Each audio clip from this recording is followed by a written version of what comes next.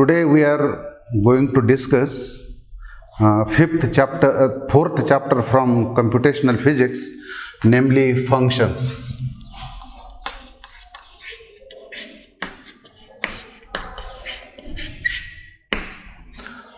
In C, there are two types of functions. One is library function and the another user-defined function, which user or programmer defines for his purpose. So what we are going to discuss in this particular chapter is user-defined functions. User-defined functions. Function is a self-contained program segment which carries out some specific well-defined task. Every C program contains one or more functions, one of which must be called as a main. Program execution always starts from main, and other functions, if they are there, they are subordinate to main. Then what is important here is these additional functions, if they are there in addition to main, then they can be written in any order, but they must be independent of each other.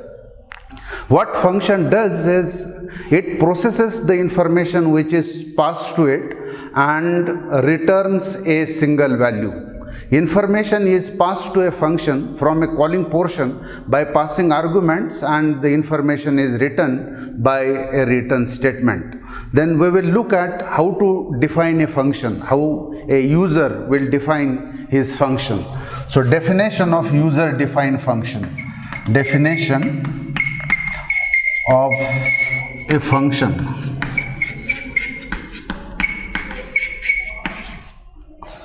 Any C function has three components. The first component is called as a first line. Then the second part or second component is parameter declaration or argument declaration. Argument or parameter declaration. Argument declaration. And third component is the body of function. The body of function. These are the three components of any user-defined functions. In the first line, we have type return. This is the general form of definition of user-defined function. We have type return,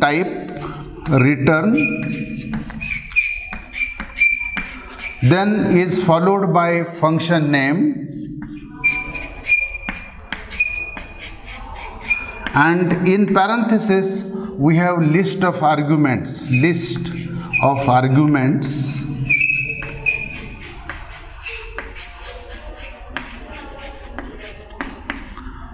The second component is argument declaration. The arguments which I am writing here in this parenthesis, those arguments or parameters are declared. So argument declaration,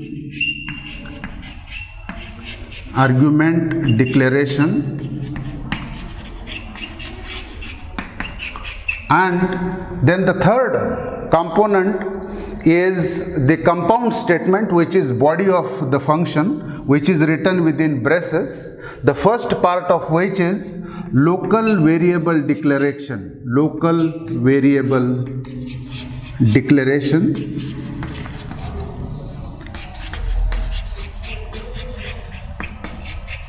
Then actual function code, and the third part is return statement.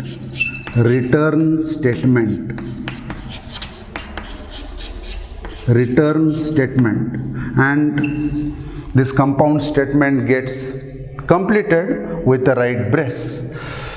First line of function definition,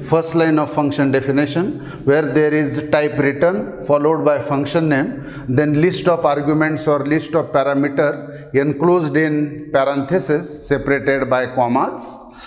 Then those argument declaration here as a second part of the user defined function, and this particular third body of the function contains these three parts: local variable declaration, if you need, then function, actual function code, and then a return statement.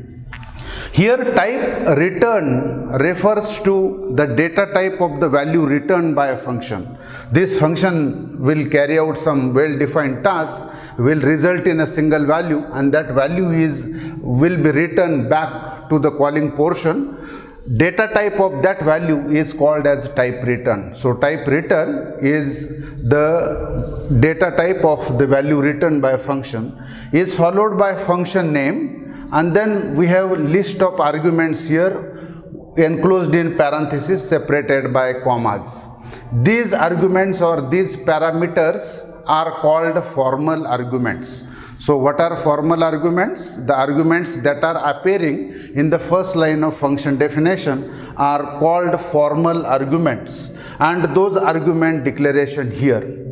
Then the function local variable will be declared and the function will be executed line by line, and the information will be returned by this particular return statement, which is usually a single value. Then the return statement, this particular function is called from a calling portion which will appear somewhere in a main. That calling portion or function call will have its arguments which are called as actual arguments. So arguments which are there in a function call, they are called actual arguments, and the arguments which are there in a first line of function definition are called formal arguments. Each formal argument must match in its type with corresponding actual argument in a calling portion. Then a return statement which appears at the end of this particular compound statement has this particular form. Return statement has this general form: return expression, return expression, return expression. So this will return the value of the expression. Expression is optional. If it is missing, then it will simply cause to control to revert back.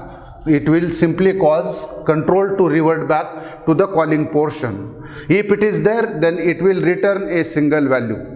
If it contains nothing, if nothing is there, then the keyword wired can be used. Wired can be used for type return in the first line of function definition. It will usually return a single value. If it is missing, then it will simply revert back a control to calling portion. And if it revert nothing, neither value nor control, then keyword wired can be used in place of type return in the first line of function definition. Then the next part which we are going to discuss is how to call a function, how to access a function. So accessing a function, how to call a function or how to access a function, accessing a function.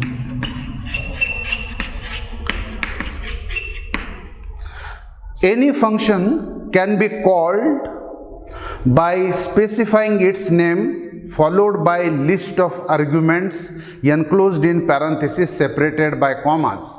The general form of function call is as follows: function name and is followed by list of arguments enclosed in a parenthesis separated by commas. Argument list, argument list, argument list. This is function call and is followed by, of course, semicolon. These arguments which are appearing there in a function call, they are called as actual arguments. Actual arguments, they are separated by commas and they are enclosed in a parenthesis. Now, when compiler encounters this function call, the control directly jumps to first line of function definition. First line of function definition, and values of actual arguments are copied in formal arguments. Values of actual arguments are copied in a formal arguments if they match in their type, order and number, and then the function is executed by line, and the returning value is returned by resulting value is returned by a return statement to the calling portion. One more important thing which I forgot to tell is that any C program is a collection of functions, one of which must be called as a main, and they can appear in any order. Either main will precede the user defined function, or user defined function may precede the main function. They may appear in any order, but execution will always start from main. And normally what we do is this user defined functions, they are always accessed from main as well as from any other function. So let us see one example of how one can make use of accessing a function, how a function can be called. Here is an example. Hash, what I want to do is I want to calculate sum of three numbers which I am going to enter, and I want that this task must be done by a function which I am going to define. I am going to label or name that particular function as a calsum, which will calculate the sum of three numbers which I am going to enter. So name of the function is calsum. I am going to make use of this user defined function. Hash include stdio.h, hash include stdio.h.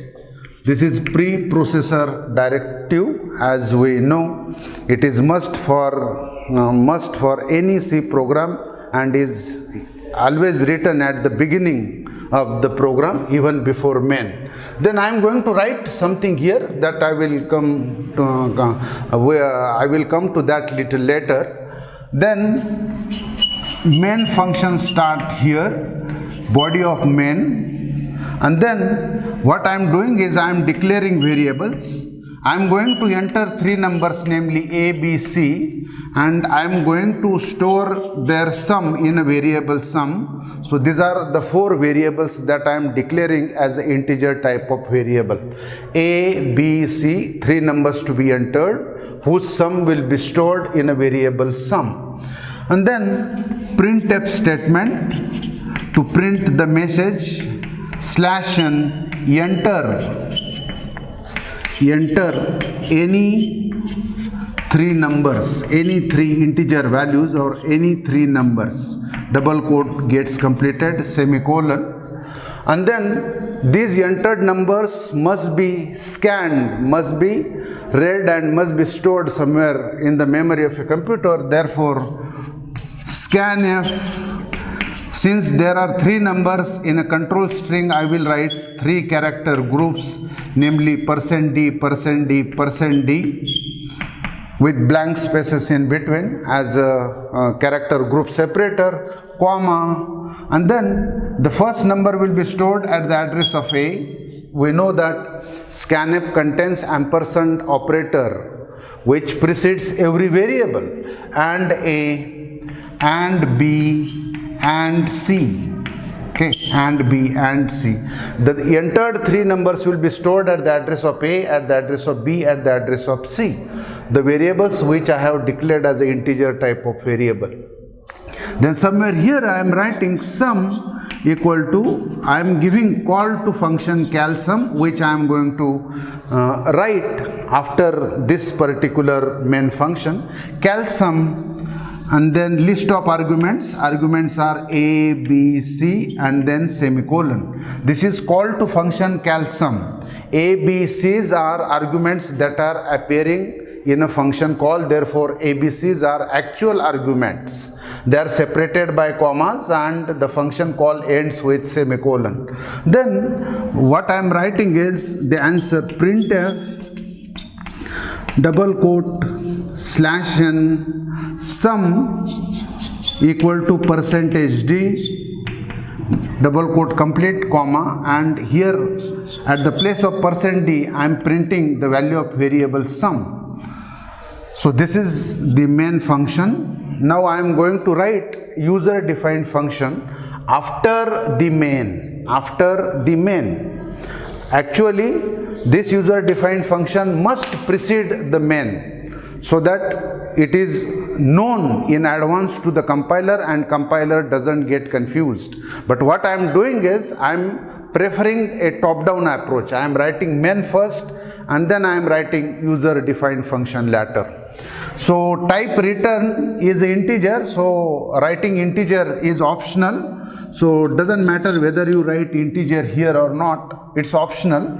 So it is understood that the data type of the value returned by the function will be integer. So I am not writing data type explicitly. And then calsum, here list of arguments, namely x, y, z. These are formal arguments. First line doesn't end with semicolon. This is first line. What is type return? It's integer by default. It is understood. Writing integer is optional. Name of the function and is followed by list of arguments followed by comma. These arguments or parameters are formal arguments. These are actual arguments appearing in a function call. These are formal arguments that are appearing in the first line of function definition. It doesn't end with semicolon. And then body of the function. Okay, sorry. The second part is declaration of xyz. Integer xyz semicolon. I have declared this xyz as integer type of variable, and then body of the function. Here I am declaring a local variable as an integer d. Then what I am doing is I am collecting sum of x, y, z in a d semicolon, and then I am returning value of the expression. Expression here is simply d, so I am returning value of d. Right brace gets completed. Right brace gets completed. So there are two important issues which I must tell, and is that since I am writing main first and the user defined function later, the compiler must be alerted that we are preferring top-down approach. We have written main first and then user defined function later. Therefore, the provision must be made by writing what is called as a function prototype. Function prototype is written here, which resembles with first line of function definition. Okay, function definition. Then the second point is these formal arguments which I have declared here separately, they can be declared within parenthesis itself. So instead of writing integer x, y, z separately, here I can write them by preceding their data type in the formal argument in the declaration itself. Integer x, integer y, integer z. So this is called as Kernighan-Ricci style, where I am declaring data type while using the formal argument themselves. No separate provision is done for their declaration. This is Kernighan-Ricci style. And now this has become first line of function definition. Type return is integer, which is to be understood, and then name of the function, and then list of arguments separated by commas preceded by their data type. This is first line, which doesn't end with semicolon. Function prototype is written at the beginning of the program, at the top of the program, even before main, after this preprocessor directive. So I am writing function prototype to tell compiler that I am writing main first and user defined function, namely calsum later. So here I am writing calsum integer x, integer y, integer z. The difference between first line of function definition and function prototype is that function prototype ends with semicolon. This is the difference. In the first line of function definition, there will not be semicolon at the end, but the function prototype, which has been written at the top of the program, telling compiler that we are preferring top-down approach, the function prototype ends with semicolon. Let us see how this particular function, this particular program will get executed. A, B, C and sum, they will get these memory locations will get reserved to store integer values. So inside computer, what will happen is A, B, C, these three memory locations, they will get reserved. One more memory location will get reserved by name sum to store the sum of these three numbers.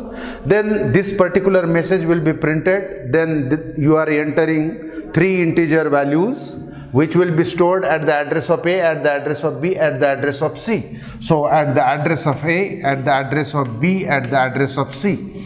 Suppose I am entering three numbers like 10, 20, 30, then 10 will get stored in A, 20 will get stored in B, and 30 will get stored in a C. 10, 20, 30 at the address of A, at the address of B, at the address of C. Then the next statement which will get executed is sum equal to calsum ABC. Here compiler says that it is a function call to function calsum. The moment it says the calsum, the control jumps to first line of function definition. Control jumps to first line of function definition, and it sees the matching between formal arguments and actual arguments. Formal and actual arguments. So it says that they are matching in their type, data type of ABC and XYZ, both are integers. Then they are matching in a order and they are matching in a number. They are three in number. So value of A will be copied in X, value of B will be copied in Y, value of C will be copied in C when the compiler sees the matching. So after execution of first line of function definition, this is the picture. X, Y, Z, X, Y, Z. Value of A will be copied in X, so X, Y, Z, sorry, X, Y, Z, these are actually addresses here, X, Y, Z. Value of A will be copied in X, so X contains 10, value of B will be copied in Y, Y will contain 20, value of C will be copied in Z, it will contain 30. Then after first line of function definition, the actual function code gets executed. Here D will be declared as a local variable. D is declared as a local variable. Why it is called as a local variable? Because it is local to this particular block. It is local to this particular function. It is not known to other parts of the program. Therefore, the name local variable. The moment the control comes out, the meaning of D is lost and it has existence only within this particular block. Therefore, this is a local variable. So D will get reserved by this local variable declaration. Then sum of X, Y, Z will be done, 10, 20, 30, namely which will result in a value 60, 10 plus 20 plus 30, 60, which will be assigned to D, and this return statement will return that single value of D, which is 60, to the portion from where the function was called. So the return statement will return that value here, calsum 60, and which will be assigned to sum. So sum will now contain 60. Okay, and that value will be then finally printed by this printf statement. This is how this particular function will get executed. So two important points.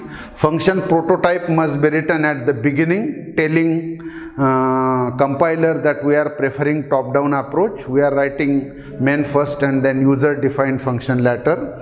Then you may declare formal arguments separately, or you may adapt Kernighan-Ricci style, where the formal arguments will be preceded by their data type. And then there will not be the second component of user-defined function as such, or the second part of the user-defined function. Then the next question is why to use functions in a C program? Why to use functions in a C? Or the reasons for using user-defined functions in a C program. The first reason is writing functions avoids rewriting the same code over and over. So if you want to make use of that user-defined function repeatedly, then instead of writing the same code over and over, you can avoid it by writing a user-defined function, which will make a program shorter and less expensive. And remember, do not hesitate writing a user-defined function even if it is called for the single time. Even if it is called for the single time. Then the second reason is the overall program has a logical clarity, which results from decomposition of the program into several concise functions, where each function represents a well-defined part of the program, and such functions are easier to write and easier to debug. This is the second reason why one must use functions in a C program. Third one, the user may build his customized library by writing his own functions. He can build his own customized library